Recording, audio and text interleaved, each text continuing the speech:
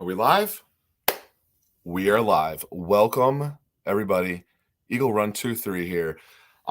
We've been talking just like back behind the scenes here, getting ready for the show. Oh my goodness, guys. This is going to be an amazing show. I'm glad you guys are here. Looks like we got some people in the comments.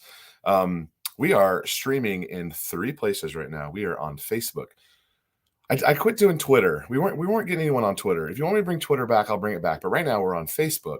Eagle Reloads, my reloading channel, and the main channel, Eagle Run 2-3. So welcome everybody to the show.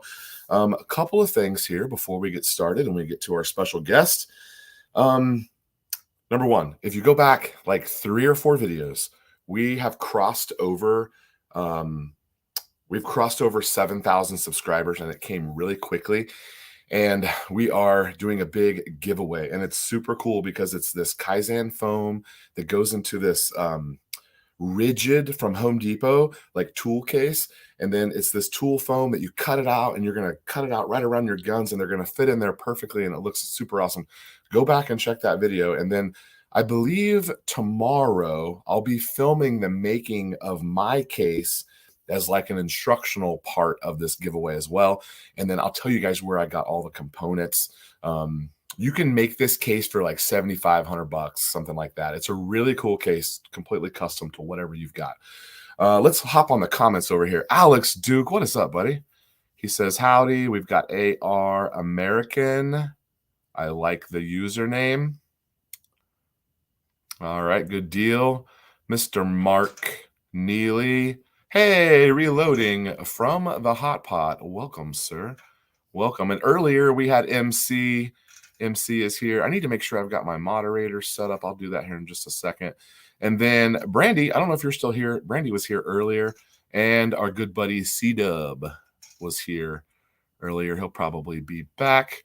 Okay, so we ran through just our couple of early comments here. We're going to have lots to talk about. I hope you're the only 10 I see. Alex, I hope we have some guys. Put your comments in. We're going to be going through them. We're going to be answering a lot of questions. Well, maybe not so much me answering a lot of questions, but we're going to be discussing a lot. And then last thing here, because we've grown so quickly, and some of the views on the videos are just astronomical over my normal couple hundred views here and there. Because they're so big, I've got a lot of people in the comments that are a little upset at me because they think that I'm pandering or that I'm complicit or all of these types of things about the videos that I'm making. I'm fear mongering, all these sorts of things. And that is not, those of you guys that have been here for a while, you guys know that's not me. I'm not clickbaiting people or like any of that kind of stuff. Like I'm just trying to spread the information and have a intelligent conversation, because when I see us as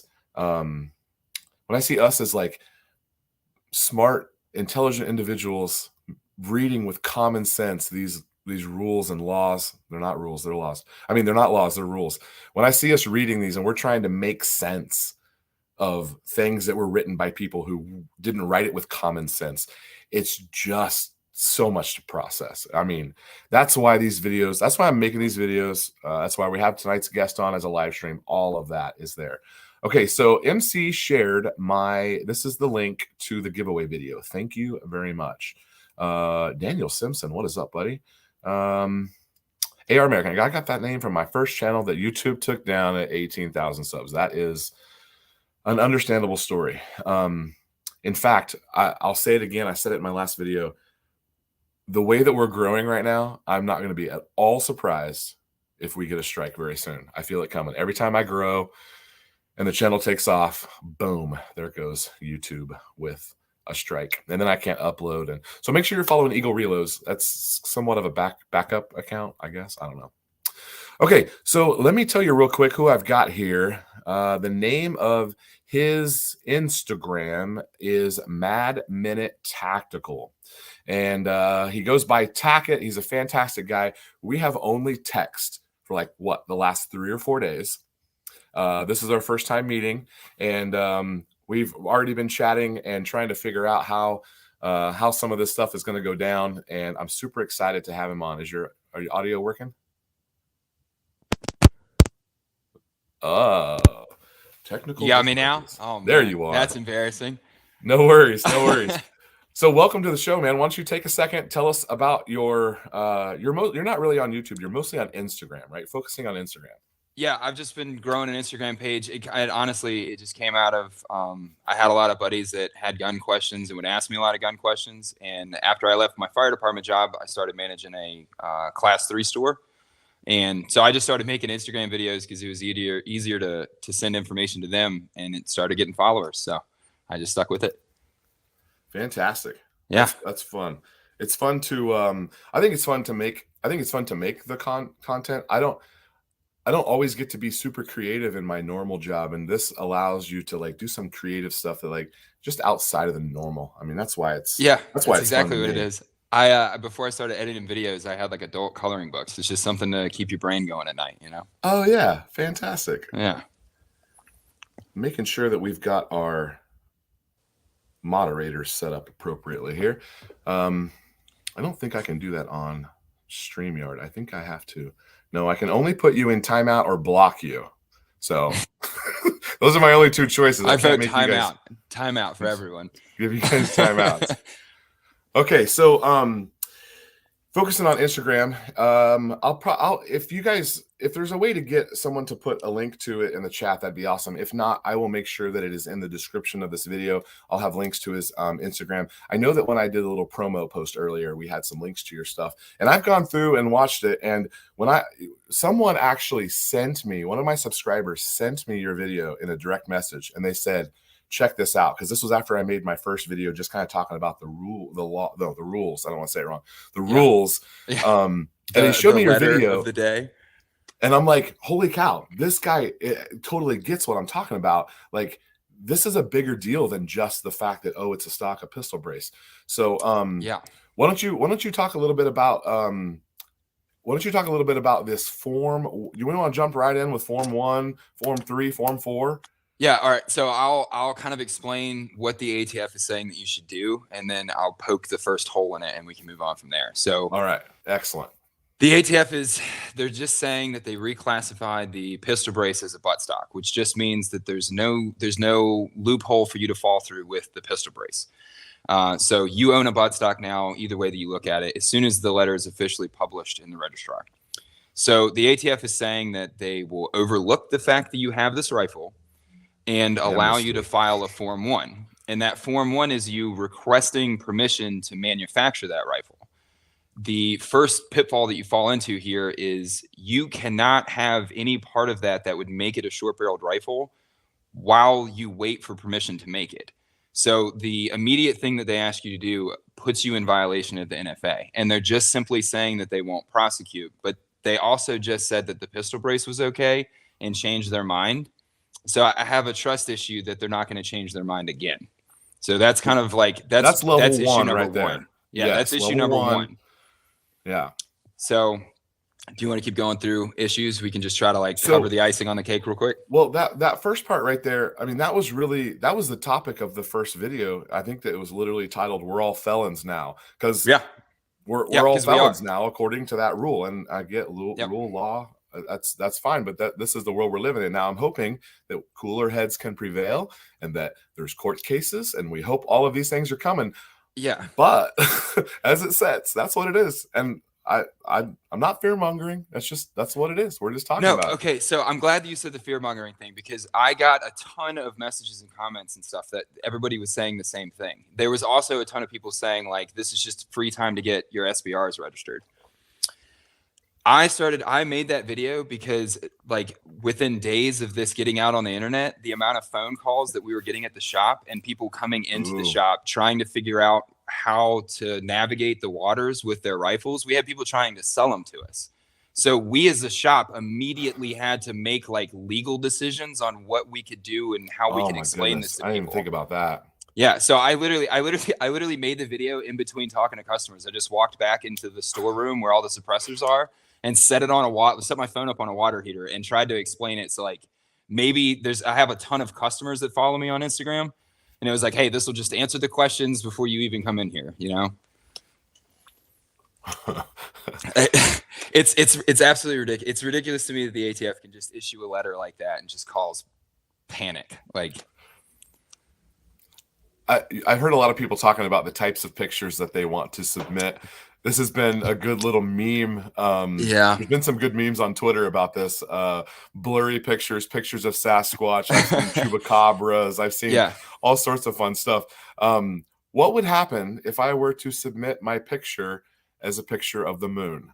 I would just assume that it would be an automatic denial and they would take enforcement action. So that's just my like best guess. Like, Isn't that I crazy? That's what that's what I think. That's probably what I thought they were. That's what I thought you so were going to say. I feel like it's good to say, like, I'm not an attorney. This is just like I manage NFA paperwork for a living. But to my understanding, when the Biden administration took office, they changed the phrasing, or the way that the phrasing was interpreted around the 4437 form, 73 form, which is not what we're talking about right now. That's like the secondary Right. form that you fill out when you buy a gun. And they basically said that, like, when I'm filling it out, if I make a clerical error of a serial number or your address, anything like that, Yes, I've heard about this. there's no such thing as an accident. Everything is malicious intent to cover where the firearm was transferred to. So there was a 500% increase in revocation of FFLs just because of that, just from a max amount of clerical errors. So FFLs as a whole are under fire right now, and nobody really knows that. Like, you don't have to make guns illegal, just make us illegal, you know? Well, yeah, I mean that's the legal gateway for the people to get firearms. If you shut Yeah. that down or give them a hard time or kick them out, or I mean, you can start limiting access to firearms pretty easily. Yeah, and that's exactly what they did. So it's already around us. It went from probably 10 gun stores that we competed with to like 2. That's Oh my not by goodness. accident. Yeah. Wow. Okay, so yeah, I don't. Oh wait, is that what he meant by a moon picture? Oh man. Okay. I guess. Why did I think it was like an actual picture of the moon? I don't know. Oh I don't man. know. I got it when I saw it.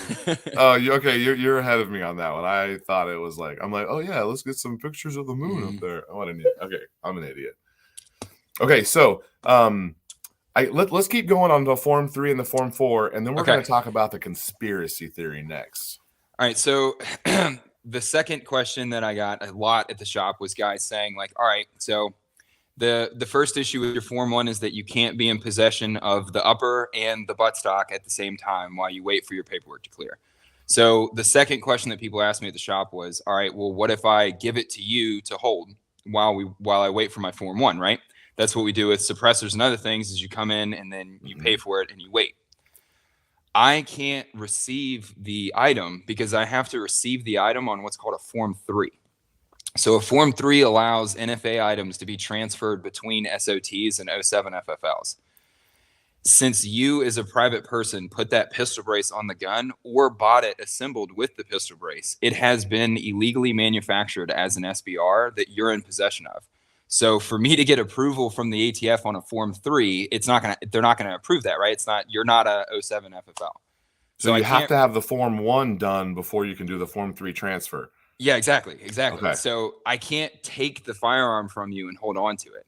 So even though I can sell you a belt-fed machine gun, right? Even though as a shop I can manufacture machine guns, I could call up HK today and buy an MP7 and have it in the shop. I can't take possession of your pistol braced rifle. There's no legal possessor of this rifle while the ATF waits to give you permission. So the only thing protecting you from a mandatory minimum sentencing of 10 years is that the ATF pinky promises not to prosecute you. So there's problem. That's a great way to word it. There's problem number 2 is that it's once again, this is pinky promise number 2, that they're not going to prosecute you. And this is also assuming every gun store out there that has pistol brace rifles. What are they supposed to do? Do they Form 1 those? Yeah, right. Does the shop Form 1 those? Are they short barreled rifles now? What if that shop owns 50 Daniel Defense Mark 18s with pistol braces on them and they're not an 07 FFL? They can't make them SBRs now. So like, what does that shop do? So, oh my goodness, I didn't think about that either. Yeah, it's just rat trap after rat trap after rat trap, and it's rat traps for the FFLs, the distributors, What about distributors, right? There's just warehouses full of these things, right? What about gunsmiths? And I don't know exactly what Because kind they of have them in FFL their gunsmiths have, possession. but yeah, and I don't know exactly how the FFL stuff works for a gunsmith, so maybe they're good, but it would seem like they're not. It would seem like you couldn't just take an M60 to anybody. If they're, so from what I understand, if they're a gunsmith and an FFL, the rules are different. Yeah, Because yeah. there was at the local range, they're a gunsmith and an FFL, and I was having him look at something on my on my one of my rifles, and it was an 80%er with no serial number, and he was like, I can look at this with you, but I can't really have it in my possession. He's like, I'm an FFL, I don't even want your 80%. Yeah, Like, I'll look at it with you, but I'm not touching it. Yeah, I turn them away at the shop too. I have friends that conceal carry 80% lowers, and I explain all the time, like, you're just asking for trouble, man. You're asking for trouble. Okay, so let's see a couple of we're gonna go to a Form 4 here in just a second. So let's look at, what about a pistol braced pistol? Ooh. What are you defining as a pistol?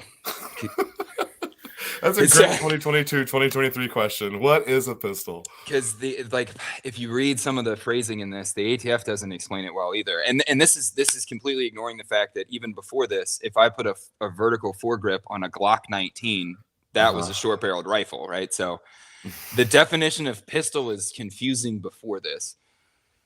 Now, if it has any optic that has eye relief that would be used on a rifle optic, it's a rifle. So, like, what about, like, when I have an LPVO with a canted red dot? That red dot has an eye relief to it, right? It's a foot-long eye relief, but it's an eye relief, and I'm using it on a rifle. So can I have a Holosun red dot on my pistol, or is my pistol a short-barreled rifle? The ramifications of the way that they wrote this is huge. And that's why I'm irritated at the gun industry, because no one's addressing it. And it addresses every major popular theme across the industry. Everybody wants optic cut pistols. Everybody's moving towards these little pistol brace rigs that you can put your gun in. It affects everything. Yeah. Man. Like what? My wheels are just turning as I'm sitting here listening to you, because this is direct crosshairs. Like, it's not some sort of, it may be rolled out. Okay, we got to talk about a Form 4 before we get into the conspiracy theory here, because okay, all right. So the Form 4 is the tax stamp, right? Yeah. Okay. So here's an easy way to understand this. So a Form 1 is you requesting permission to manufacture something, right? Okay. A Form 3 is you requesting permission to transfer something. A Form 4 is you requesting permission to possess something. So a Form 4 means that something has already been manufactured legally. It's possessed by an entity that can legally possess it, and you're requesting permission to take it home with you. If at any point you lose your Form 4, like, say that we didn't have cell phones and it was only paper, if your cat ate your Form 4, you're a felon now. Like, if you don't have that paper, you're a felon. So all a Form 4 is your license to own, and that's what you wait for to clear, because supposedly there's 16 people that do all the Form 4s. Just, we'll get into that too, but.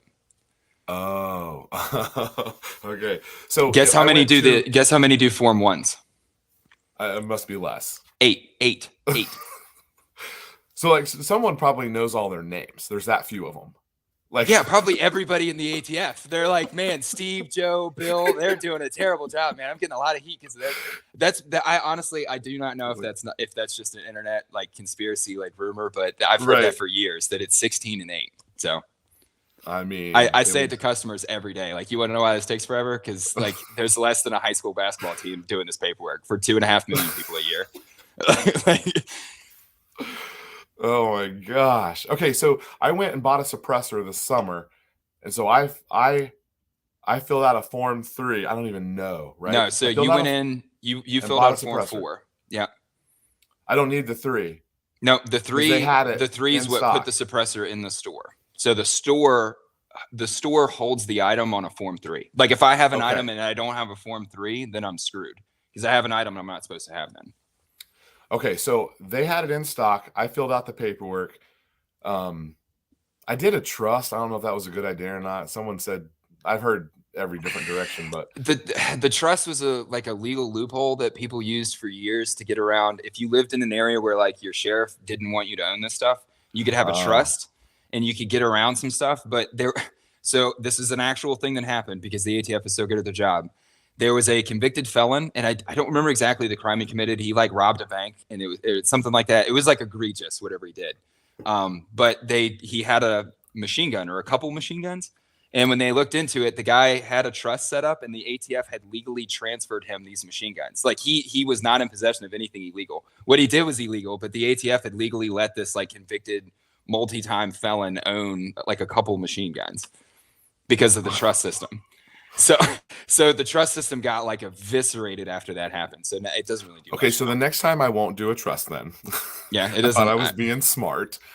Someone is gonna hop in the comments and like blow me up that the trust is the way to go, but I just do individual. Your opinion is just do it in your name. Okay. Do individual. All right. Yeah. Okay. So then now I'm waiting on, that was in June. So now I'm waiting, and they're saying any day now, although it's probably not going to happen any day now because this, but any day now I was thinking January, February. It's kind of the ballpark they gave me. We're at the end of January. I'm not holding my breath, but I'm hoping to get it at some point. And then I'll have to keep my 4 with my suppressor. Yep. Okay. And now that we're in the digital age, it's too easy. You'll get it emailed to you from the ATF in a PDF. So you just hold on to that. So I would still keep a copper of paper somewhere so that like they can't ever like delete a record. Conspiracies. All right. So before we jump on conspiracies, let's make sure we've got everybody's here in the comments. Here's what I reckon. Wait, did he not? Wait, Nicholas Preston's back. What's up, brother? He said, here's what I'd recommend if it means anything. And then he doesn't say anything. I think it was on purpose. The number 12 to 16. So what if an AR pistol is over? Oh, the overall length. What about that? Yeah, so I didn't even look into the overall length thing because that's like the length of pull part. It's like some weird subjective measurement. Are we measuring from the end of the buttstock, right? Because there's been arguments by the ATF before that it was like if the buttstock could extend and like. So I didn't look into it. I didn't look into it. I think it said if it can extend to the center of the buttstock at its fully extended position, I think is what it says. Yeah, like what does that even mean? What's the center? When I read that, I was calibers out? Like right, yeah. So honestly, I don't AR American. I don't have a good answer, man. I'm sorry. Oh yeah, piece of plastic with Velcro equals registration. America. Okay, so POF 12-inch 308 hour with a factory pistol brace. Now POF sells them as SBRs. Yep. And why are you going to go through the process to have this like floppy, not a buttstock in your shoulder? Just if it's an SBR, then you're just going to put a normal stock on it. Yeah, that's the whole point. Okay, so this is exactly my point. The ATF is saying Form 1 it. But you can't be in possession of it while you Form 1 it. So what are you supposed to do? If the ATF processes 2.5 million of these a year, and they're expecting 40 million, and we haven't gotten into the idea of people that own these and don't know that they're illegal yet. If they process 40 million of these, how long does that take? And for the amount of time that you have to think about political wins in the country and the pressure from major politicians into the ATF, right? Because all it takes is, I know that there's probably plenty of Trump fans in this, and like I voted for the man twice both, but this all comes back from Trump leaning pressure on the ATF to get rid of the bump stock. It was a mistake because it opened the door for us to just lean pressure on the ATF and them to do this. And that's all that's happened with the Biden administration. And all they have to do once we submit our paperwork with photographic evidence, all of our information and our fingerprints, we're giving them the entire search warrant and then just hoping that they don't come after us for it. I know that everybody's going to jump in this and say it's fear mongering again, but the Biden administration has flat out said, if you didn't vote Democrat, you are a clear and present threat to American democracy. Like that is the verbiage that we use to justify shock and awe bombing Iraq.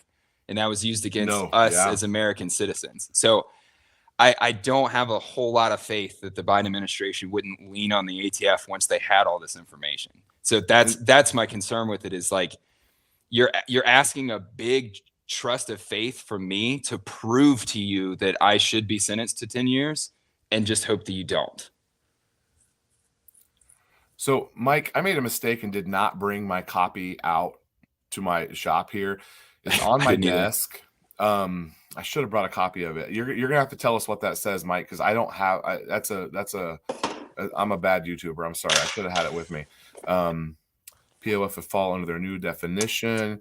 Okay, we're talking about trust there, and Angry Sarge, buddy of mine, friend of the channel, he's 100% correct. It's frustrating. It's frustrating ridiculousness. Yes, it's a bunch of ridiculousness, but it's just frustrating that like mentally we should not have to devote an ounce of energy to our possession of a firearm. That's what shall not be infringed means. Like, we should not have to. This conversation should not even have to be happening. There should be zero effort put into this. The founding fathers, when they wrote that, these men owned warships. I cannot stand the musket argument. I'm sure everybody in this can't stand the musket argument, but they obviously could not look forward and see M1 Abrams and JDAMs and thermobaric bombs and nuclear weapons and F-15s. Right. Yeah, there's a lot of military equipment that the military has that's far outside of the reach of the public. Even if they were to make F-15s legal, who could buy them? Right. Leave my 10.5-inch gun alone. The only thing that I've done is taken a round that was designed to go down a 20-inch barrel and decreased its lethality. I've made a worse weapon. Like a 10.5-inch gun is just more portable and fun, but I'm screwing with how that 5.56 round works in a negative way. It's less scary. No, and here, that's what you're saying. It's not necessarily overtly concealable either, which is like, but okay, so two things that I think both of these I'm going to give credit to MC for saying, and MC is my buddy right here who says rules make as much sense as the clear swamp water. Exactly. So two things that I believe he said both of these things. Number one, when has a problem become better when you pay a $200 fee? Yeah. And that's completely ignoring the reason it's $200. Yeah. Like, everybody's tracking. I guess, could we say it? I'll say it. Yeah. They were attempting to just ban the Thompson submachine gun as a whole. Like, $200 is what a new car cost back then. Right. And they attempted in 1934. If you go back and read the congressional transcripts, they tried to apply that $200 stamp to a $5 JCPenney revolver and convince the public that they needed to do this because there was a great crime wave sweeping the country. Man, if that's not exactly where we're at right now, I don't know. The similarities, it's almost 100 years later. We could get into the whole fourth turning thing too. We are headed we're headed towards something. So and again, we already said we're not trying to be fearmongers here, but I think people aren't realizing how deep this goes. It's so deep. One thing here. It looks like we've got several people here commenting. It's possible that I put a comment up on the screen that you can't see, and that's because we're streaming in 3 different locations, and that person might not be watching on the same way that you're watching, so you might be seeing it for the first time when I put it up on screen. Don't be confused about that. Okay, so he said, just a way. It's actually the fear mongering the other way. Like, and then I'm the threat. All of a sudden, I'm the threat. Layman's terms, in turn in or destroy. Yeah. There's no, because that's where you get into the surface area thing. What's surface area? The back of an MP5 without the pistol brace or any attachment on it, where you just have a sling point. That's much bigger than a buffer tube, right? This whole thing was very intentionally written super gray. Very intentionally. And it's coming after the AR-15. Like, that was the intended target. When you start talking about conspiracy theories or just like trying to think methodically through something, think about the mindset of the people that wrote what you're reading, right? Yeah. These are some of the highest paid. They have the nicest offices. Like, these people make a lot of money. They're not dumb. If it's phrased in a dumb way, it was intentional, right? These people make a lot of money to be very well-paid lawyers. It's not an accident. Like, the confusion of the everyday ATF officer is because they're just reading the same thing we're reading, going, what? Right. It's not, it's intentionally written this way. So so that's your take on the question that is, was it sinister in nature, or is it just bad governance? I That think was a position that I proposed in my last video. It's as a longtime conspiracy theorist, and now that we're in 2022, 2023, conspiracy theories virtually don't exist anymore. Like, almost everything has come true. And I have so much to say. I'm so sorry. I'm so excited for you to. so it's like, it's like, I want to believe certain things, and then also I want to say the simplest answer is typically correct. So Exactly. it puts you in the crosshair here. I want to believe in the good of people, and I want to believe that the government has good intentions, but they've done nothing to prove that they have good intentions, or Sure. that they can actually govern anything. So, okay, so I'm really glad you brought that up. So I don't think that any of this is malicious intent at all. I don't think any of it is malicious intent. Without going like too deep into anything, I worked for the military, and then I worked for a fire department. And I don't want to put any, I'm just going to leave it at that. But I watched the decay of those jobs while I was in them both. And you can ask any guy that's been in the military, law enforcement, fire department, EMS, any of that stuff over the last 10 years. The internal decay inside of those organizations makes them essentially non-functional. And all of that decay has trickled out of the federal government. The federal government is just non-functional, and the people that work at the highest levels of the ATF are just trapped in a political hailstorm where they have to do something. So they're trying to do their best, and anytime they write a rule, the entire firearms industry is kind of a smartass, and we make force reset triggers, and we make pistol braces, and like, so we're constantly shooting a hole in everything they do. So they released the proposed, we're no like, dummies. Right. Yeah. We have high paid attorneys too, right? So, right. So the before this rule, the previous proposed rule was that form, like a grading sheet that you would fill out, that like everything would fail. Yeah. I think I had 9 points. That was their attempt at, like, okay, guys, like, we have to do something. This is the best thing we can put together. And they put all this thought and effort into it, and it just immediately didn't work. So they scrapped that, and they just decided they're just going to make a legal jargon that leaves it up to the ATF officer, leaves it up to the court, leaves it up to the judge. They just passed the buck. That's all they did. So if this is where, like, some of the conspiracy of, like, if you live in California, you're super screwed with this because you're just illegal now.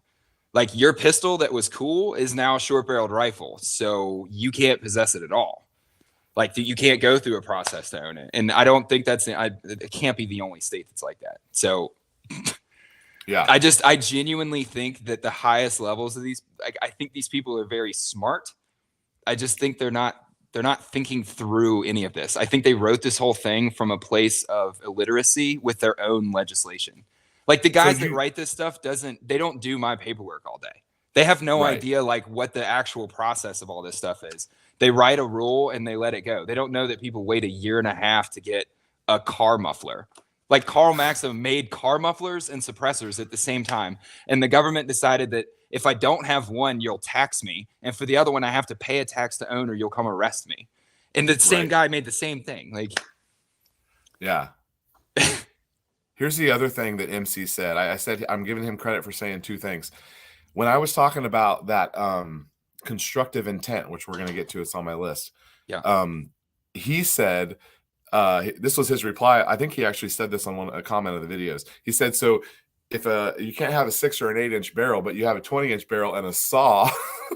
They've tried stuff like that before. Yeah. And it's been shot down on the same, like, they've taken it to court and been like, so with like, you're saying with intent, like, I just have a saw. Like, that makes me have intent. Yeah, they are making it worse because it is actually more concealable without the pistol brace. So do you, if you're a disabled veteran, I think I you should mean, have said, "Do you get?" Is he saying you do get yeah, I one? don't know. I would really doubt that. I would say if there's anybody that this administration hates more, it would be a disabled veteran, or just like an Yeah. ugly reminder of what they did. So you've been touching on this. We might as well jump into it. What about all these people who aren't into this like we're discussing now? They haven't seen any videos. What about these Sure. people that don't know that they've had one for 10 years? Okay, so I'll bite off like two. I'll bite off two chunks with that. So there's the people that I learned a lesson when I started working at the gun store that I work at. The average guy that comes in to buy an AR or something like that, I always have my guns out to demo like my setup and kind of try to get people to spend a little bit more money, and that's my job. Right. People have no idea. Like the average guy that comes in a gun store, it's just your grandpa. He has absolutely no idea that a 10.5-inch barrel isn't an okay thing. So the amount of illegal short-barreled rifles that walk in the store is kind of amusing. If you go on Palmetto State Armory's website and just look at like go to the AR builder kits, Uh-huh. they're all 7-inch, 10.5-inch. Yeah. There's very few that are 16-inch because nobody wants that. So Right. how many guys that are like their buddies have an AR, so they want an AR, went on Palmetto State's website, spent $450 and made themselves a felon. They have absolutely no idea they're a felon, but since this ruling is on Fox News, it's actually getting some like people are finding out about Right. it. So now they're going to find out they're felons. So does that guy take a picture of a gun that's 10 years old that has a buttstock on it and send that to the ATF? I can't give legal advice. Yeah. But like that's another one of these issues. Like you've kind of thrown a net out there, and you're going to catch a bunch of like unintended people that genuinely didn't mean to break the law. I genuinely think that most people don't operate out of malice. Same with people at the ATF. I don't think they're operating out of malice. I think it's just confusion and illiteracy, and it's on both ends of the spectrum. And it's FFLs and the industry that's caught in the middle of it. So okay, so if you don't think it will, okay, what about the 120 days thing? Do you really think that they thought they could process those in 120 days, or was that just a con job from the beginning? It's Because that doesn't make any sense. It's exactly what I saw in the military and in the fire department. Your chain of command, you can ask any veteran that was in the global war on terror at any point. The reason we lost Afghanistan and Iraq was because the chain of command cleans it up just a little bit for each person that it goes to. So the people that are driving the ship have absolutely no idea what's going on. The people that wrote this have no idea it takes a year and a half for this paperwork to process. They think it's a day trip to the DMV.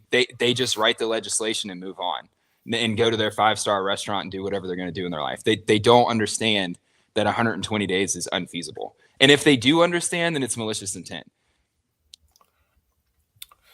MC, it might be that everybody is on the main Eagle Run channel, or maybe we're getting some people from Facebook. So if you want to switch over, that's totally fine. Up to you. If you're in there by yourself, it might not be fun to be chatting by yourself. You're only seeing your comments.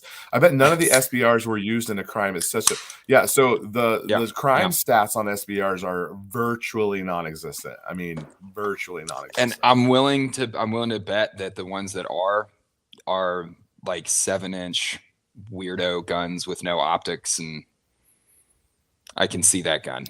I can see that crime gun. I've seen it on YouTube. Yeah. And on the same, because I'm an 80% fan, I always take offense to the stats about the ghost gun stats, and they lump in the fact that somebody's filed off the serial number on their high point, and gets lumped in with me, who's out here crafting high quality guns for my own enjoyment, just because I like it, because I'm an adult and I'm not playing with Legos. And once you can, like, again with that, you could just file a Form 1 and ask to make it, and then you could make a Claymore. Like, it's just totally legal. Seriously, totally legal. You can ask to make a destructive device. If you knew how to machine everything, you could ask the government to make a bazooka, and they would just be like, yeah, sure, your background check comes back. Have fun. Make a bazooka. It's crazy. So Angry Sarge is a veteran as well. Oh, awesome. Good dude. It was a good, I got it from the name. I see you out there. It was discreet, but I got it. As a non-military guy, I miss some of those military details. I've actually learned a lot from people's screen names about like different people's have like they sneakily put their ranks and stuff in there in different ways. Yeah. And I'm like, oh, I didn't realize that's a great name. Yeah. I Braces like were all the old. originally. Yeah, go. Oh, go ahead. You No, I like was all the gonna old say I what? like all the old military nicknames for stuff. Like we have active duty guys that come in the shop sometimes, and I like busting their balls, calling them like top or stuff they don't like. Oh, yeah. I don't. All right. I wish I knew some of that stuff. I don't know those things. Air pistol. I only know the movie versions. So when they say an event of the adaptive equipment disabled, so realistically, we've kind of screwed the ADA people here. Yeah. Like, we kind of ran with this a little too far, and now the people who actually need it. Yeah. We knew what we were doing though. Well, sure. Like, but if there's a guy who really needs it, I feel bad that he can't have it. I Yeah. guess. Yeah. The SB Tactical, like someone came along and was like, that'd be great for guys in wheelchairs. And they were like, that's it. That's what we're going to say. Like, We're running with this. yeah. So MC, I believe he does HVAC stuff, if I'm not mistaken. Yeah. But he says even in the trades, quality I and agree. oversight all-time low. It's hard to be good at your job when you spend all your time in an HR briefing. You know what I mean? Like, yeah, David missed us earlier. It's if you made it and you're going under this rule, it's a Form 1. yeah. If you're walking into a shop and buying it, it's a Form 4. And so historically, your Form 1's always been very fast, but we could get into the whole timeline of these too. Yeah, go ahead and talk about that while I'm going through some of the comments here. All right. So at the beginning of the year, the e-form system went live. In the ATF, my understanding was they were mandated 90-day turnarounds. That may not be true. They may have just promised 90-day turnarounds, but my understanding was they were told like you need, the whole point of this system is to speed it up. Yeah. It immediately was like 4 months, and now I haven't seen anything back in like a month. I'm looking. Mine was e-file. Yeah, most of my stuff is the guys are coming up around the 9-month mark right now, and I'm not getting. I'm at 7 months on my e-file. No, you got a while. See, in June they told me look for it in January, February. So. Yeah. So, and that's them just processing basically suppressor paperwork. So the Form 1 office is processed differently. There was a point this year where Form 1s were coming back in 2 weeks. It was awesome. You could turn in your suppressor paperwork to manufacture one in 2 weeks. You could do your short barrel rifle 2 weeks. Those days are gone. So. Yeah, and also what's gone is the $44.99 has been wadded up and thrown into the trash bin that it deserved to be in. Yeah, that thing was although retarded. It was replaced with something entirely worse. Okay, David, I hope you're not in California. I don't. Let's not talk about California. David, I hope you're not in California. It doesn't sound like it is a crap state. With yeah, you're 100% correct. I just feel bad for people in California because hey, it's the best thing about the United States, man. You can be middle class and you can move. I left the military, moved up to Virginia, and we had the tiniest, crappiest little apartment. Like chase your dream. Chase your dream. Yeah, and 16-inch suppressed is no freaking fun. Yeah, that's also. I mean, it's not really an argument to the ATF, but. I mean, so I'm disabled. I have a VA rating. Do I get to have my brace then? Well, I wonder what. You might need to look into that. Maybe you do. How deep did the ATF go into disability ratings to figure out who gets to possess that? Yeah. That makes even less sense. If that's a true thing, that makes even less sense. A couple months ago, there was a big debacle on my channel about forward assist because I usually don't put them on there whenever I'm making them. I just leave it open. You gotta have forward assist. You don't. And so the latest, my Grendel build right here behind me, I bought an upper that is just a slick side, but it's a really cool upper, but it's a slick side. Yeah. And I don't think David's trolling me, but I had people trolling me about forward assist for a long time. The MP Sporter is the main one that people know about that doesn't have, it's a slick side. But if you're building your own AR, David, there's a lot of companies that don't have them. I got mine from AT3. Yeah, even Arrow has some pretty nice stuff that's slick side. And I have there is a promo code somewhere that I have for AT3. I don't have it handy to give it to you. Bought mine on PSA last year, and the ATF can suck it. Okay, or Flood.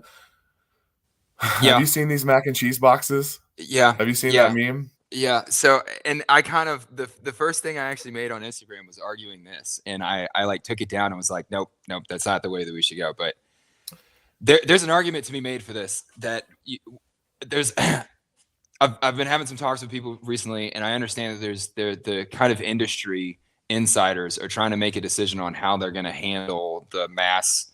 It sounds like everyone at SHOT Show got on the same page, and they're Right. trying as an industry to push one message. They're just unsure if they should push mass non-compliance, like peaceful mass non-compliance, or if we should push mass compliance in an almost comical way. Right. Because ultimately this is probably going to get crushed in the court system. Like, Right. if we're being Hopefully. honest, it'll probably get crushed in the court system. It could not, which I don't know what that would look like exactly. But if you had mass compliance, it would be comical. So supposedly there's 16 people that handle all this paperwork. Right. And if they got 40 million requests, like they processed 2.5. Last year, they averaged 2.34 million processed in a year. Uh-huh. There's no way they can handle 40 million pieces of this paper, because even if you're one person, because I heard an estimate that's 10 million people with 40 million braces, it's still 40 million pieces of paper. And that's ignoring anybody that tries to file one that they didn't know was a short-barreled rifle. And it ignores anybody that bought a lower in the last. If you buy a lower now, you can file that as an SBR for free. So go buy lowers. Like, go buy lowers. They haven't published this yet. So everybody could just send in like 10 of these things and they would get 400 million. And then what do they do? Like, if global warming's real, then no one would be around when the paperwork was done. Yeah. Okay. That's interesting that you brought that up about what the message from the industry was. And I did see some reconciling from some of these people who report on SHOT Show. Yeah. I really wanted to go this year. I'm making plans to go next year. I never thought that I would be able to go, and then I actually turned down like 2 or 3 opportunities to go this year. That's awesome. That's awesome. I'm going to do everything I can to go next year. I think it just sounds like a great time. Like, those are my people there. I need to be there. I've heard it's good. I also haven't been. I was trying to go this year and it didn't work out. But okay, well, let's go next year. We're gonna get everybody there next year. We're gonna have to open up some more halls.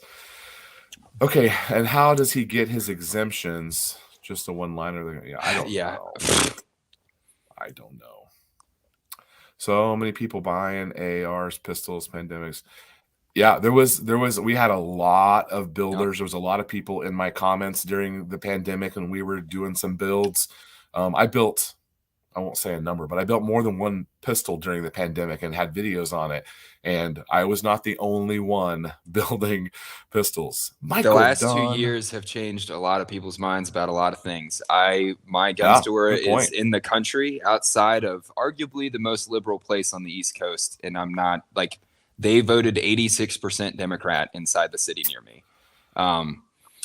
There's a lot of people from that city that come out to buy guns out in the country from our store, and they walk in and they literally they whisper. They literally walk up to the counter and whisper like, "I would like a gun," and it's like, you don't belong here, do you? Like, you.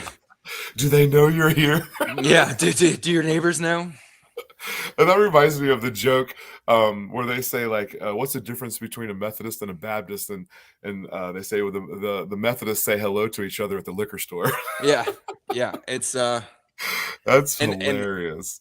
And I'll be honest too. Like, just since I've been working there, the age gap of people that buy guns, there's a lot of little old ladies coming and buying guns too. It's people. The last couple of years have been rough, and people noticed.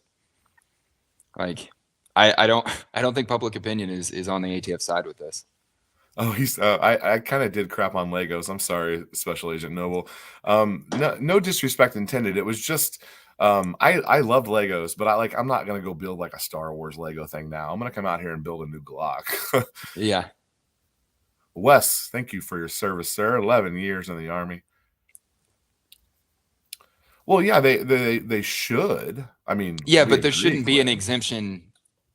But that should be an exemption needed, right? If the ATF is going to make this kind of rule, so this is an important thing to address here. This is the like blanket face surface level insanity of this is that there's 2 things on the surface that the ATF is saying they're not going to prosecute. So in their letter, they say that they can't change the law. So they can't get rid of the $200 tax stamp. They're just not going to prosecute you for not paying it. So they're going to overlook not paying the $200 tax stamp and they're going to overlook your manufacturer and possession of the rifle. They could just overlook the SBRs as a whole. They could just say there's no such thing as an SBR anymore. Have fun. Right? Do you think they asked the IRS about this before they put it out there? It's probably the same. It's the same people. It's the same people. They probably jump back and Billy forth. and Sally and yeah. Speaking of, did you see any of the training videos of the IRS agents that they hired? They had them like doing active shooter training videos. They like went viral on the internet. It was atrocious. Recently? Yeah, like this year. Or was it back when they first started talking about it? I feel like it was this year, but I don't know. Maybe not. I work all the time. Maybe it was longer than that. It was obnoxious. Could have been yesterday. I don't know. It was obnoxious. Here's what I'm talking about. Everyone should get an exemption. That's what we're saying. If anybody's getting an exemption, it should be like school teachers and principals. They should go through a qualification course and have ARs in the school. Good. Spicy take, but I'm for it. So, for example, this comes up. My wife is a teacher. This comes up all the time, and I'm in Texas.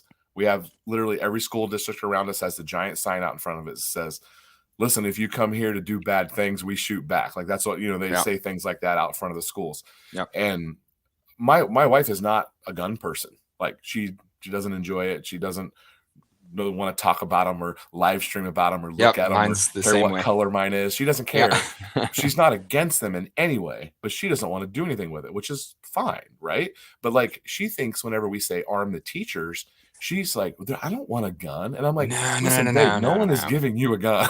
Do you know how many gym teachers are vets? Oh, I don't know. Is that a stat? Like, I don't know. But like, there's plenty of, all you need is one guy. All you need is one guy, right? Yeah. There's got to be in every school in the country, there's got to be one guy that would go get qualified and have a weapon. Or just the resource officer have access to that weapon. And or make it to where law enforcement has a responsibility to act and they can't. Yeah. So a couple of things. I've seen some posts about this, and I have not seen this myself, but there have been some pictures taken of different groups of dads in Texas that stand out in front of the school and drink coffee. Mm-hmm. And they're not allowed, to go into the school, but they can see HL out on the sidewalk. And allegedly there's a rotation, this text message thread where you get on and say, hey, I got Tuesday and Wednesday. And there's dads out front for half the day out there just drinking coffee. The ultimate solution to this problem is to fix the family unit. You have to fix the family unit. That's where these kids are being produced. We have to kill it at the source. We have to find out what's producing these kids to want to do that kind of evil. But see, we glossed over the fact that there is a dad who has time to go stand. That's an important equation to this because not everyone has a dad who can go out front and has the time. Until we fix whatever it is that we're doing as a society that's creating this, then we have to harden the schools. You have to. I'm sorry, bearded guy. I'm sorry. Vintage Jeep. I agree. I agree, sir. I can't do anything in 90 days. Okay. If you don't believe in government conspiracy theories, go to the DMV. That's all the ATF is way more DMV people. Okay, he wants to make sure that I did not accuse him of being in California. He wants to make sure it's noted that he was in Alaska. Noted, sir. Okay, so all right, big question. So what to do? My position is don't do anything right now. We got to hang out. We got to see what's happening. I wanted to say this a couple different times, but it didn't come up. There's people who are saying this is going to be obliterated by the courts. I generally have that opinion that in a post-Bruin world, we're probably in a good spot with the courts. But I also have heard this as well. The Supreme Court is very conservative, and they might be too conservative to be willing to do something that's going to get rid of the NFA. And who's the conservative king, right? Ronald Reagan is the man. Ronald Reagan is the conservative king. And Ronald Reagan took machine guns away. Mm-hmm. Yeah. So, there's a case to be made that the Supreme Court, while it seems like they're going to be on our side because they're allegedly conservatives, they could be too conservative to let this go. They don't want to just see the NFA just fall away, which is what would happen if these things go any further. So, David, right now, I'll let Tackett say what he wants to say, but right now I'm saying we got to wait. The other part about this is like the 120 days or whatever. Did that start ticking yet? Is it in the register yet? I don't think it is. So we haven't started ticking on 120. But what if you wait for 119 days? Are they guaranteeing 24-hour turnaround here? If at any point in this, and I'm probably not the best guy to answer because I don't totally understand the internal workings of how this stuff goes through the ATF, but if at any point you get denial, they're saying that they're going to automatically enforce. So that's what I heard them say from that SHOT Show interview from that GOA attorney. Yep, and I have no reason to doubt GOA. Like that guy. I mean, what else are they going to do? I mean, they're not going to just let you exactly do that. And that's the kind of comical part of this. Again, like they have a legal act. Like they have to act. They're mandated by law to enforce it, but they're just choosing not to enforce some parts of it. So Stephen Hickson is one of our 8.6 Blackout Brotherhood. Are you familiar with that caliber? Yeah. We do a lot. I actually just found out about it the other day. I've been reading up on it. So I got mine in June. I've been reloading for however long that is. Waiting on my suppressor for it. I've got an 8-inch, a 16-inch, and I'm in the works with a 10-inch bolt gun coming soon. But I'm holding off on the 10-inch bolt gun because I don't know how I'm going to build it yet. So kind of destroyed some of my 8.6 Blackout dreams, but I'm a big fan of the caliber. We do a lot of videos on that. Let's see what else we got here. Yeah, I've got some plugs in my forward assisters. This is the second time in a row people have been asking about side chargers. Charger gang is strong. Just buy an AK. I did see at SHOT Show. Oh gosh, who was it? Yeah, that's true. Foxtrot Mike is coming out with an MP5 slappable side charger. Did you see that? No. Yeah. Danny Hayes, you're completely correct, sir. I say that in the shop all the time. They originally just had that little groove cut out of the bolt carrier groove. That's what the groove's for. Right. So it can kind of ratchet down in there. No, it's like that original groove. You could just reach up with your thumb and put the bolt and battery, but not the best. Not the best. Okay, let's keep going here. What else do we got? Yeah, I mean, I'm interested now. I'm gonna have to look this up. This ADA. He must know something because he's commented a couple times about it. Yeah, I mean that's super interesting because that's just, if nothing else, that's like another lawsuit to just throw at it. Like, well, what about all these people? Right.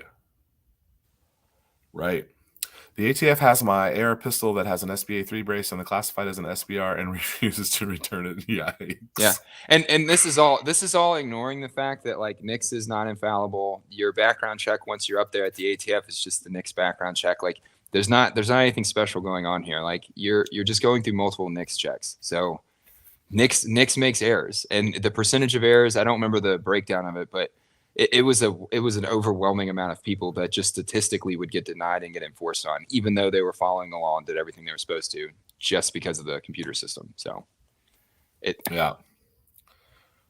Oh, we got an 80% question. I'm here for it. How many of those do you think are 80%? What if they know it's going to be beat in court and your 80%ers don't exist, and you certainly cannot file any paperwork with it. So if you walk in and try to file a Form 1 and it doesn't have a serial number on it, you're not filling out any paperwork. Yeah. So that's 80% lowers. It's a cool idea, but I like you're playing with fire. This guy starts out, you lower 48 people. I like the way that starts out. You lower 48 people. Yeah, I want a 458 SOCOM too. I don't make that much money. The mac and cheese thing. Okay, so the crap. Okay, so this is a big thing in the 3D print community, which I kind of dabble in some 3D printed stuff. The Mac and the Gun Collective. You guys have to go watch that. There's kind of a lot to that. It's kind of interesting though. There's still people bringing their braces openly to gun ranges. So I don't know. Right now you can until that gets filed, but I don't know. I'm scared about putting them in videos, honestly. Like I don't know. Yeah, it puts me in a sticky position. Yeah. you know, I produce content with this stuff all day, and I'm not the only guy that does that. Like, Yeah, go follow Mad Minute Tacticians on Instagram. He's got really cool videos, and he's got tons of full auto things going off. It's a good ride. I appreciate Good that stuff. Yeah. It's leaving the fire department and taking that job. I haven't looked back. It's a good job, man. Oh yeah, I enjoy you're it. having a good time. Yeah. Okay. Yeah, I can't see the whole comment, but it sounds right. So there's some foreign part issues on those. I don't want to.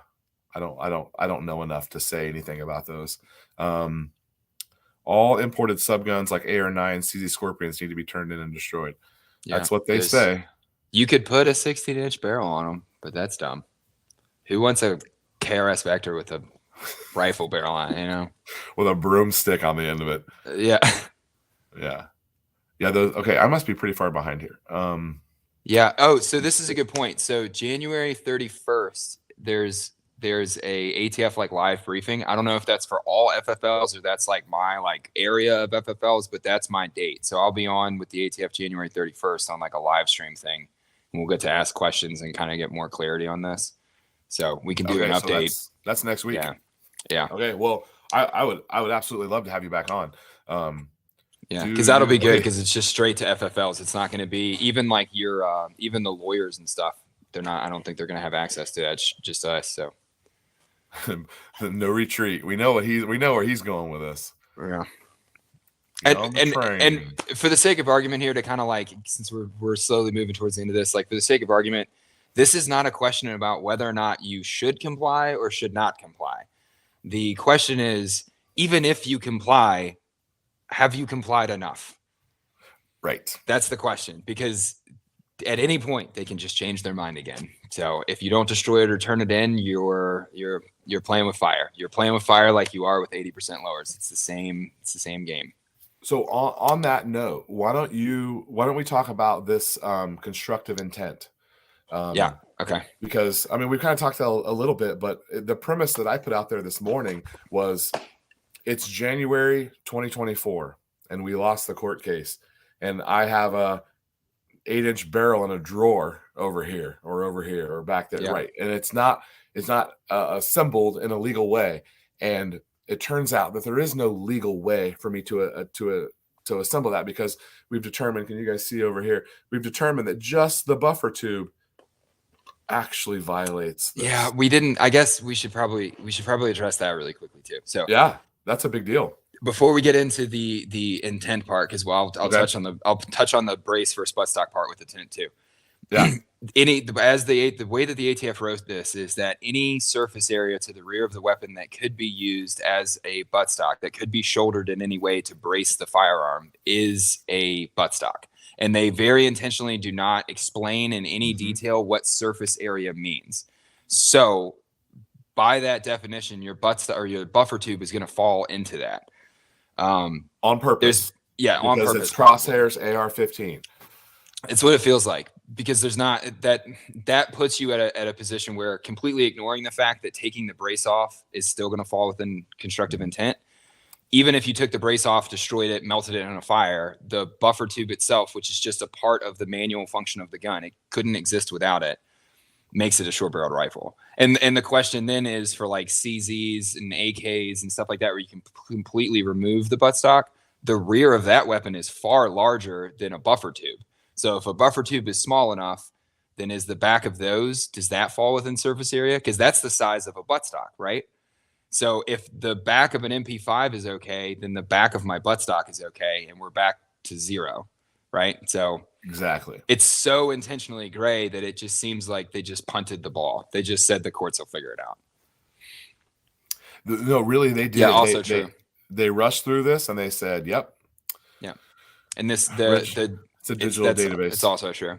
It's also true. And think about who owns 10.5-inch guns, right? It's not your grandpa's. It's your Global War on Terror guys. We liked what we had, and we liked what all the Green Berets and SEALs were running around with. They all had 10-inch guns. We all got out of the military in one of them. And the same time that we got out, the 94 bill expired, right? That ran out in 2004. So we all went into the military as kids. came out of the military, and the gun stores were full of the guns we wanted. Right. So you're looking at guys where ownership of 1 is a minimum of 10 years. Ownership of 2 is a minimum of 25 years. And I don't know anybody that doesn't own one. Nope, I don't know anybody. So one, Yeah. you don't know anyone who owns 2 either. They Yeah. have more than 1 Yeah. or 2. My friend group is what it is, man. Everybody's got nods, and I love it. I wish I were closer to you. hey, 12 come on inch. out, man. So here's the thing. Like, I don't right now. I probably wouldn't buy a 12-inch anything. Yeah. Oh, we got to cover the constructive intent part. Mm-hmm.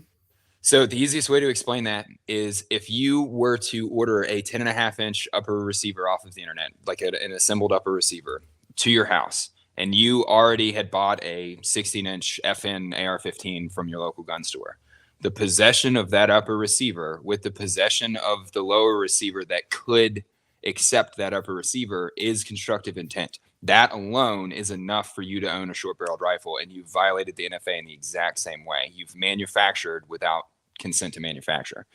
Because those 2 pins are interchangeable. Yep. Just 2 pins. Yep. So that's an issue too. Like if you don't have one, so that usually the way I explain this to people is all you have to do is tax stamp 1 lower, and then all of the uppers you own can go to that lower. Mm-hmm. And then you're free to make your own decisions as a consenting adult, what you do with your life. But if you own a 10.5-inch upper and you don't have a registered lower, you're in violation, period. So the person that I first heard about this from said the best way is to leave them assembled in a legal manner and not leave them strewn about in a parts collective, because if they sort it out, they're going to sort it out in court, and you're going to be held for 6 months while we're waiting on this. So I would follow the law as it stands, and I would do what they're saying to do. It's just the whole point of me saying anything on Instagram, and the whole point of being on here, is not to fearmonger and get everyone afraid that the government's coming after you. It's to explain this to people. Right. People need to just understand, like, if you make the decision to file your stuff, just understand what you're doing. Right. So. Okay, so can you sell it, or is it too late? I guess in theory you could sell it right now, because this hasn't gone because it hasn't hit the register yet. Yeah. So in theory, yeah, but I don't know any gun stores that's going to touch them. I'm not taking them. I can't. What do I do with it once I have it? Right. So you'd have to already have a buyer lined up. Yeah. So it's actually we talked about the Form 3 earlier, but that's where you fall into the Form 3 issue. Like after this goes in the public registrar, you can't sell it. You're stuck with it. You're stuck with it until the ATF decides that you can own it or not. So the second they publish it, you're a felon until they tell you that you're not, and that's the opposite of how our legal system works. Yeah, I don't disagree. Yeah, I mean, if you're already a felon, might as well be a little more comfortable. Yeah, they did. Scorpions. They did say that if you jump on the bandwagon right now and put a buttstock on your stuff, that they're going to come after you about it. So, do they still count? Be consenting adults. Yeah, consenting adults. 12 inches and 8 inches, and it's all just 8-inch. 8-inch is too much. Okay, where are we at here? Okay, I think I made it to the bottom of the chat. Bottom of the chat here. The PSA pistol tube. So I actually was looking through some. I was looking through some of those emails just in the last 24 hours, and they're going to be moving those. They are going to be a fire sale on the short stuff. Yeah, and sure. Okay, so let's remember some things about how the ATF does business. Okay, so the ATF, being a part of the federal swamp, will lean on other agencies within that federal swamp to get information. Right. If you remember the 80% lowers, when those went illegal, the ATF pulled the USPS records of shipping from that company. They had full access to everybody that had bought anything from the website. What I don't think that they had access to what you bought, but they knew that something from that website sent to you. So they put you on a list. There's no doubt that they didn't. And that's a weird crossover between agencies, isn't it? They were able to seize, like, I guess it's public record, but they were able to seize that without a warrant or anything. That interesting. Shouldn't happen. Is this true, Leo? Oh yeah, The hundred ATF percent, came because he 100%, bought 3. 100%. They said my pistol is not affected by the brace rule yet because it. Well, If you buy more I'm than not, one handgun in a 5-day period, I have 24 hours to send a form to the ATF reporting you and those handguns with serial numbers. I have to immediately report that to the ATF. I think about that when I look at some of the PSA deals because I really want to pop on one of those PSA AKs and they sell them with the dagger Yeah. and No, they're so cheap and no, I'm like, if I buy yeah, that's 2, fine. No, that's fine. You could come into a gun store and buy every single rifle I own. They don't care. You want 2 handguns? They want to know. And they want to know today. yeah, because nothing good could happen Yeah. out of anyone buying a handgun. Yeah. And what do they do? What do they do with that stuff? Because according to Reagan, they're not allowed to have a digitized record of firearms and owners. Did you know that Reagan did Allegedly. that? It's a pretty cool move on Reagan's half. I'll give him that one. Yeah. The more that we find out about these people, like it's really interesting. I mean, uh, I was of the age where like I was a young conservative and like here's, George Bush and it's like, "Oh, we should be on board with this." But I was like it didn't take me very long and I was like, "What are we doing? This guy is not who you think he is." It's And an interesting thing because if you would have caught me maybe a year and a half ago, 2 years ago, I've yeah. always considered myself to be a social liberal, like a fiscal conservative, right? And I'm always going to Uh-huh. vote Republican because of gun rights. But all your social stuff, I consider myself a liberal. I genuinely believe in letting people be alone and you should find love and enjoy your life the way that you want to. Yeah. I didn't change any of my opinions. And in a 2-year period, I am now just scum. And I don't know what happened, man. The wave of politics that ran through the country during COVID, it ushered in a new thing to the Not good country. enough. It's not good enough to be just. It's not good enough to just say like I don't like what you're doing, but I'll leave you alone if you leave me alone. It's not good enough anymore. So I felt like I was a libertarian for a while. In fact, I think I'm still a registered libertarian, and like I think I even voted libertarian in a presidential election at one point. Not anytime recently, but Yeah, you're maybe one of 10 those or guys. 15 When I years watch the ago. numbers roll in, I'm like, what? Why did Right. 15% go libertarian? Like, what are you doing, guys? Like, get on the team. Yeah. So right, and so I think the 3-party thing. If we had 4 parties, maybe it could be better. I don't know, but that's a conversation Oh for yeah, another then day. you get But into like Italy and stuff where they have like 56.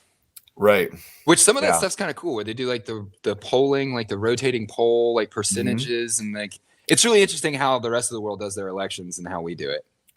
Yeah, but And the it's fact so that Florida can turn over their results in like 12 hours, but Maricopa County takes them 12 months. Like it's a county of votes. Like what takes so long? they're still counting in America. They hire out the ATF people once a year to count votes in Maricopa County. They're very good at processing large amounts of information in Yeah. a short amount of time. Yeah. So We're some professionals. the Libertarian Party, I mean, like I follow them on Twitter and stuff like that, and I'm like, every once in a while they say something, but realistically, the libertarians are just out there poking holes and they're not really doing anything. Yeah, Um, it gets into the I can't ever like fully step into any party because there's like these massive holes with all of them. And like the massive hole with libertarian stuff is like you get into that weird like free traveler thing where like I don't need a driver's license and I don't well, like what's I'm that not a called? citizen. I can't Sovereign citizen. I'm Yeah. not into that. I'm out on So that. the problem with that is like you do need a governmental structure, right? Like we do need like roads. It's nice to have schools. Like we do need a government. We just need oversight over our own government. The government is not supposed to have like, do you understand the amount of stuff inside of our government that's classified information? It's absolutely obnoxious. It's just people's regular everyday schedule. It doesn't have anything to do with anything. Yeah. They just classify everything because they don't know what to do with it. Like, Well, you just store it next to your Corvette is where you just keep yeah, it. and ultimately at the end of the day, I had a top secret security clearance when I was in the military. Who am I? Like, they just give security clearances out to everybody. Like, Hey, we've got a super chat from Turbo Laz. True or false? Taking the brace off makes no difference. It's True. unclear. Yeah, I'll say true.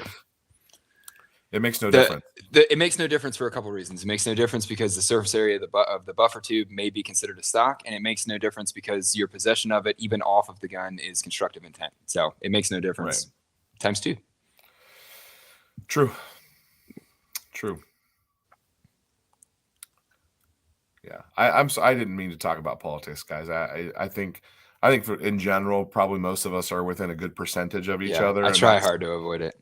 yeah, and that's fine. I think it has a place, but it just makes people angry, and It now does. this gun stuff is making people angry, and it's frustrating because guns are a source of relaxation and pleasure and enjoyment, and I've got Yeah.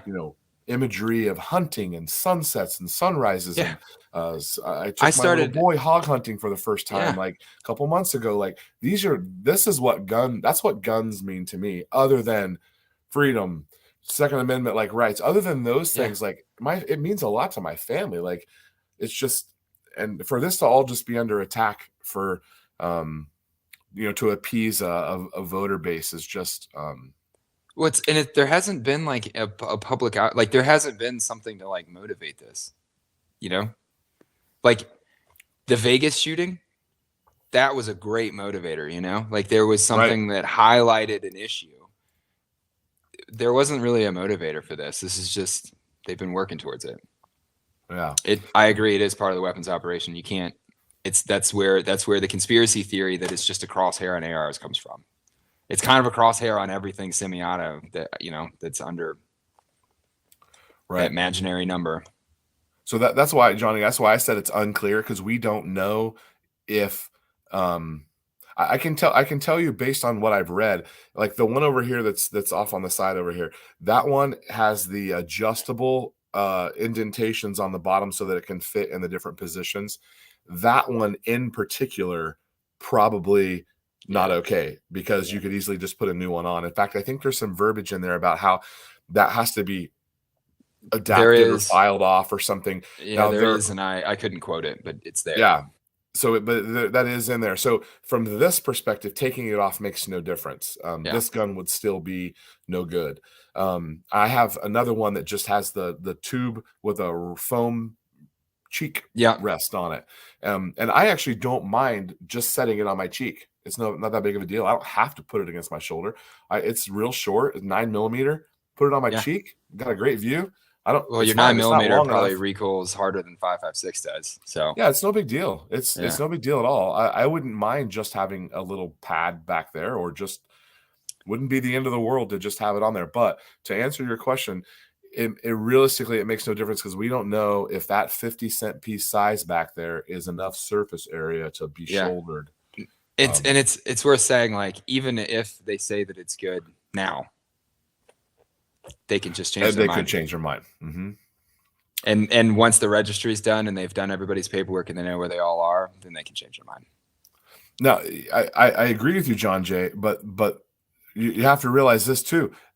Some of the pistol braces are designed to fit on the ones that are smooth. So they don't all have to go onto the adjustable ones. Some of them are designed to clamp onto just the round pistol tubes and brace up. So if you own that and you own that constructive, you're done, provided they show up at your house and this doesn't get struck down and all of those things. So this is another thing that I forgot to bring up. So the way that it's phrased, you're getting into the conspiracy theory on it here. You're stabilizing the weapon. So are you saying the push-pull of you're stabilizing the weapon, and it's making contact with your back and your shoulder. And like, if you were a good lawyer, you could make that argument, like the argument kind of exists in the grayness of it. Just like the pistol mounted RMR, like that argument exists in the grayness of this. Which is wild if they came after pistols that could receive RMRs. Right, exactly. Reading the rule, you can't just take off the brace of your gun and call it good. You have to modify it. So that's correct. He's correct. The ATF said the buffer spring, if the buffer tube, if it has a spring in it and it's essential to the operation, it's okay. Unless it has, you're only partially correct here, because if it has the adjustable parts on it, you would have to file those off or modify it in a way, just like we said up here. But also just let's just think into the future of the smartassery of the gun industry. My first immediate thought was like, well, just smash the end of the buffer tube and give me a buttstock. Right. So like Right. the Yeah. first thing that like Strike Industries is going to produce is a buffer tube that's like just flared out at the end. Right. No, exactly. like, it's essential to the operation. Yeah, I've it might also be cool seen now, but the 3D printed people have also already jumped on the surface area, and there's one that looks like a spider web. yeah, That the surface area is nothing, but and it's it's like, you know, decorative. right, the size of it is just a piece of like a small pancake, Yeah, like, and it's like kind of oblong, and it would yeah, fit perfectly on your shoulder, and you know. that goes back to all the stuff with like where when they let braces out onto the market, they just could not decide what you could do with them. And then at one point, I think maybe potentially still, if you modify the shape of it, like people like to take those SB ABA3s and roll the insides in and then wrap the thing. Like if you do that, you made a buttstock. So like if your pistol brace looks like that, you're already in violation of this. Just FYI, if people didn't know that. Yeah, and there's a lot of people who take the Velcro off. Yeah, and if you like put tape on it, like the SIG MPXs where the buttstock spins, if you tape that in place, it's not a pistol brace anymore. You modified it to make it a buttstock. Man, it's the whole I'm thing. having a good time with you, but this is a major bummer. Yeah. Oh my gosh. It's honestly, I'm not looking at it as a bummer, and I hope that like the more information we can put out there, I hope that more people kind of look at this as a positive thing, because it's going to bring a lot of light onto this. And if you go all the way back to 1934, the kind of verbiage that they used to justify all this stuff is that this stuff wasn't in common usage. So ultimately, if the Supreme Court could just argue that, common hey, use. You know, we got 100 million tax stamp requests in, that must prove common usage. Right. And then if you're getting that many for short barreled rifles, then you would look at the amount of suppressor paperwork that they've gotten over 100 years and say, well, okay, this is also in common usage. So you wouldn't have to abolish the NFA as a whole. The NFA would still ban like machine guns and destructive devices, but it would just release suppressors and short barreled rifles under the common usage verbiage. So there's actually potential for this to go really well. Yeah. And that would be lovely. That would be lovely. Okay, Andrew, I haven't seen you comment before, so I think you maybe just joined us. This won't work. I mean, it could if you put it on the gun, but then if you own the barrel, still, yeah. I mean, but it's also just I bought a Daniel Defense Mark 18 because I wanted a Daniel Defense Mark 18. If I put a 16-inch barrel on it, it's not that now. It's just an AR-15. Yeah. Yeah. With a dumb short rail that doesn't make sense. Yeah, with so much barrel sticking out there. I kind of want to do it now just for shits and giggles. I want to do a pistol linked gas system with a hard front like sight post gas block on it and just a tiny little rail on the front with like a 16-inch barrel or a 20-inch barrel at the front of it. That would be hilarious looking. So a pistol link, I wonder how that would cycle. I don't know. It would cycle hard, but it would cycle real hard. With a 20-inch barrel, and you got that real front A2 sight on the front of it. Yeah, gas block sights. You put a Geisley H3, one of their braided buffer springs, you'd be good to go. It would take. I've never tried those braided ones before. That's interesting. I get Diamondback as a company is infamous for doing that. They have like 16-inch guns with pistol length gas systems on them. Blows my mind. Oh, interesting. And I've seen some handguards that have the slots for the A2 to slide all the way down. Yeah. Okay. All right. So let's see. What else do we have here? A couple last things here. There's going to be some innovation in the bullpup for sure. Yeah, if this goes this way, the bullpup market's going to go wild because now that's your best like truck gun CQB option is a bullpup. But manual of arms, get a double feed and a bullpup and solve that thing real quick. Yeah, I mean, it's still not as cool as what we got, but if it ends up that way, Paul, we're not really here to give like legal advice on this, but it depends on who that ATF officer is. There's a case to be made that it could be just possession of it may not be a good thing. I'm not an expert. You know, we're not here to say those things. It's just we're just kind of discussing what could potentially happen. So, Well, Johnny's saying no, Paul, but I wouldn't like. I wouldn't for now. I don't know. I'm not saying I wouldn't because I'm trying to be like ultra safe here. I'm just not advising you on what to do, Paul. Yeah, I would just say that they've muddied the waters to the point that who knows. Yes. Yeah. I want the point of this video to be, we don't know. Right. What do you think? Yeah. Because all I did the day that I read all this stuff was I went to the owner, because he's the one that's done this stuff for well over a decade now, and we talked for an hour, and he explained all this stuff to me from his point of view, and it was like, man, there isn't anybody that can possess these and truly be above the risk of prosecution. Yeah. That's what we're talking about, is to be above the risk of prosecution. If the ATF sticks to their word, then you're good to go, and this will be it'll be a smooth transition into a gun registry. But yeah. Yeah, so do you know the Rusty Shackelford joke, don't you? No, not tracking. Do you know Rusty Shackelford's like a fake name from oh my gosh, what the heck show is that? It's a cartoon with the propane and propane accessories. What is that cartoon? Oh God, it's Hank Hill. Yes, King of the Hill. So, King of the Hill. So Rusty is when the character goes to this meeting and there's an ATF agent there, and the ATF agent asks him what his name is, and he says Rusty Shackelford. That's right. Like, hello, my name is. What's that character's name? Boomhauer. Boomhauer. Yeah, Boomhauer's the man. Yeah. So Boomhauer has a no step on Snick sticker on the back of his truck. Yes, he 100% does. Yeah. And a Bud Light can rattling around the back. Yeah, he got creative with garden gnomes, shotgun trip flares, and some tannerite. That's what Boomhauer did. Yes. Yeah, so Rusty says that he's reporting that foreign pistols that would have to be destroyed in the new rule. So what are we defining as foreign then? Like foreign parts kits and stuff like that on some of those CZ stuff. Yeah, and I guess like you can get like parts kits like FALs and stuff too, right? Right. Yeah. And AUGs and all sorts of stuff. Yeah, King of the Hill, they're hitting me up here. Yeah, it sounds great. Okay. It was the ATA final rule is about like a Rolling Stones final tour. let's hope so. Yeah. The thing that's cracking me up about this is that GOA video where he said like he went and talked to the ATF and like the field agents were just unprepared, and that is exactly what I would expect if you like. I'm surprised they showed up to work that morning. Yeah, but like they weren't out at a coffee shop, you know. They were at SHOT Show. They had to know that question was coming. Like that's where I'm saying again. Like I don't think any of this is malicious intent. I think that it's just an unfunctional federal agency. Yeah.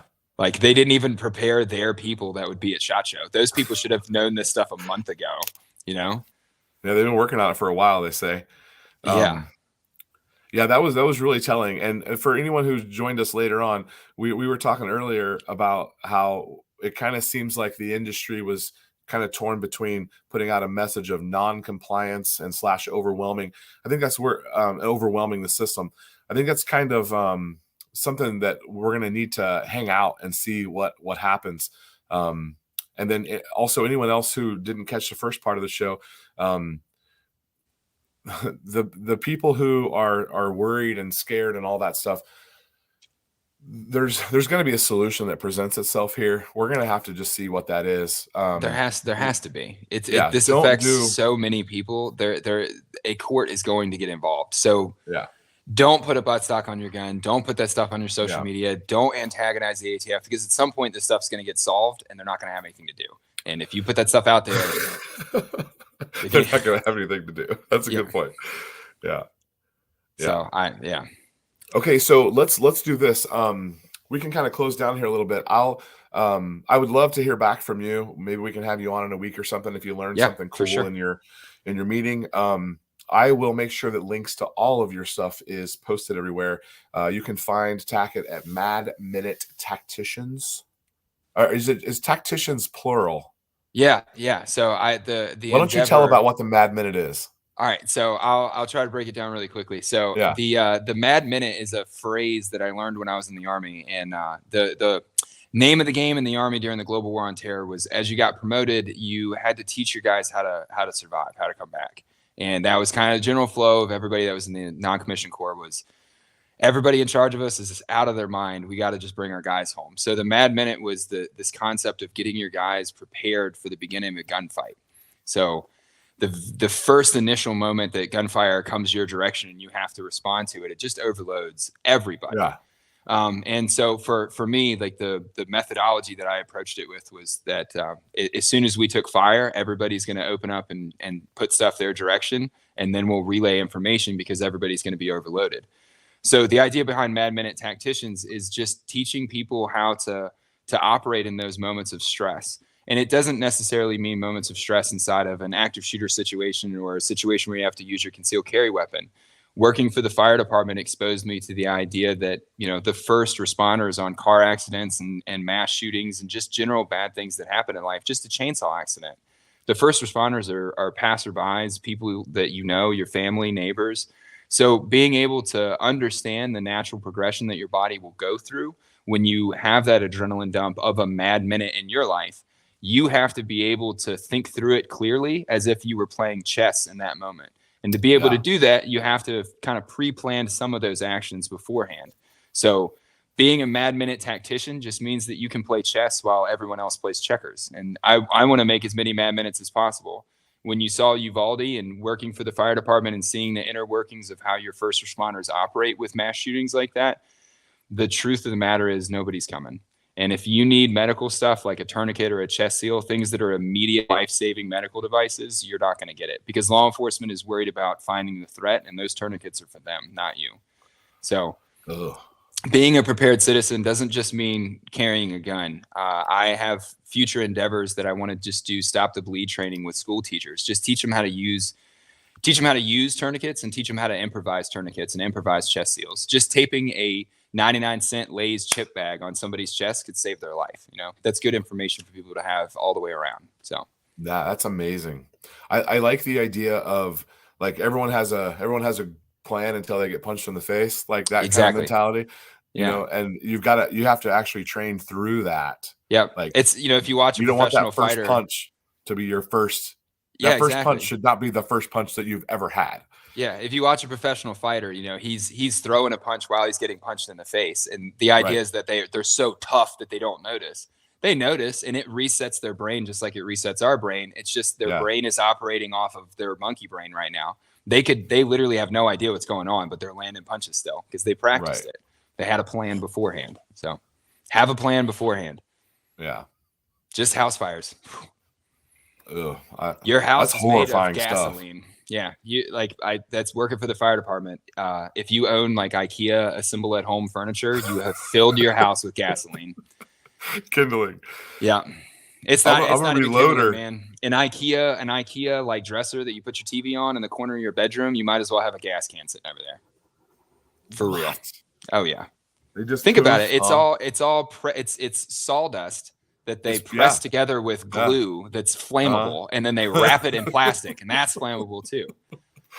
Your evolution of a house fire, it doubles in size. Yeah, a house fire doubles in size every minute. So think about that. How big does it have to be to wake you up, and then how fast is it going to get bigger? Your whole room will go up in fire before you can really react to it. You got to have a plan. Okay, we need to have a fire drill tonight. Where's my family at? What time is it? Oh check the batteries in your fire alarms. They save people's lives, man. I painted working for the fire service over was mine. Awesome. Yeah, don't do that either. Yeah, the fire service was one of the best jobs. I mean, military was awesome. Fire service was awesome, but it'll at least everything that bad stuff happens in the military. It's over there. I have a newfound respect for first responders, having worked as one. I never looked at my wife leaving the driveway with the amount of stress that I do now. It's any day, and it's something I say on my channel all the time. Everybody wakes up today, and nobody plans on dying today, but yet there's going to be firefighters and cops all across the country that deal with people that died today, and you should leave the house in a way that you tell your wife and your kids that you love them like you're never coming home every day, because one day you're not, So be a good person every single day. CNT Design is taking offense to you talking about his monkey brain. Hey, the monkey brain's the best part, man. I teach like concealed carry classes to like brand new gun owners, and I love talking about the fact that if you get in a concealed carry shooting, you're going to be giving your statement to police with shit in your pants. 100%. You're going to overload and poop your pants. I'll put money on it. So just imagine you just used your firearm for the first time in public at someone who is also using their firearm at you, you know that anything that you say to this law enforcement officer can and will be used against you in a court of law. Used against you in a court of law, and you have poop in your pants. You better have a plan on what you're going to say. If you make the moral decision to carry a gun in your pants, you better have a plan on what you're going to say. And you better have drawn the line in the sand on when you're going to use that gun long before you ever put it in your pants. If you haven't looked in the mirror and made a decision with yourself on why you would take another person's life, don't carry a gun in public. That's how people get in arguments over parking spaces, pull their gun out to tell somebody to leave them alone, and end up shot with their own gun, or shooting and killing somebody over a parking space. And that wasn't sad that wasn't a good line in the sand. Yeah, let's not fight over parking spots, guys. Yeah. Okay, well, we'll check back with you here as soon as we can. Fantastic to meet you. Thank you for coming on. Everybody, go hit him up on Instagram. He does have a YouTube, but the Instagram is what he's focusing on. I'll make sure. I think I saw some links coming out here for you. So hopefully some people come join you, and people can come like pay you and take classes from you too, right? So the store that I work for, we're a class 3. We're a regular firearm store, but we have our SOT. We've got classes that we're preparing. We also have a digital simulator. We're putting in a flat range back behind our shop. Nice. Honestly, it's a great place to just come hang out during the day, because you can just come play in the digital simulator if nothing else, if it's bad weather or whatever. So it's an awesome store, man. I really enjoy it. And we're going to be producing classes here as soon as we get our range up. That'll just kind of a prepared citizen. You don't have to be anybody that's super in shape. I started the company because I don't like most of your training companies are operators teaching other operators how to operate. Right. What about the mom that just wants to carry a pistol? If she has to get in a gunfight in a car parking lot, does she understand the environment she's in? Just little heads up on things to expect, like poop in your pants. You should expect that. It's gonna happen. That's one. I hadn't considered that before. It must be North Texas v Texan. I don't know what that. I've seen this guy before though.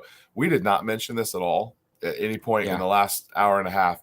Yeah, I'm glad he commented. You got to get active. I have a video coming up next week about how to find your people, because a lot of people don't even know who their representatives are. We're gonna talk more about this, because your local and state government are going to be in play here as well, to kind of help with some of this. And so we need to be contacting local and state representatives in addition to our federal representatives. Yeah, you should be contact your county representatives. If we can have sanctuary counties for all kinds of things. So contact your county people too. Absolutely we can. We can. And I think it's worth throwing in there at this too, don't just send letters. Don't just comment like hateful crap on Daniel Defense's website, because Daniel Defense doesn't toe the line all the time with Second Amendment stuff. Like, actually send like thoughtful letters to manufacturers. The manufacturers are in this. They're responsible for this also. They manufactured these. They made millions of dollars off of them. Right. And if now that the water is going to turn bloody, they're just not going to weigh in at all. That's not acceptable. They're going to run. Right. These major manufacturers need to start weighing in on politics. If Coca-Cola can weigh in on politics the way that they do, the firearms industry can weigh in on stuff too.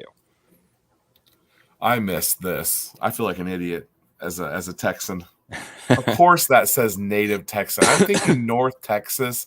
NT is used a lot, around where I am. North Texas. I'm sorry, you are correct. Native Texan. It makes total sense. I missed that. I'm sorry, brother. I've seen him here before. He's been on the channel before. And I messed you up, brother. Native Texan represent. I'm sorry. All right. Well, we'll sign off here, and if you want to hang out behind stage here 1 second, and we'll say goodbye to everyone. Thank you guys in the comments. I think I got through most of y'all. And I appreciate you hanging out. I can't see how many people were here. I don't know if we had 10 people or 100 people. I have no idea. But the chat was pretty active over here, so it seems like there was a little bit more than what we normally had. But anyway, thank you guys for watching, and we will see you guys next time. Thanks for having me, man. Absolutely. Okay.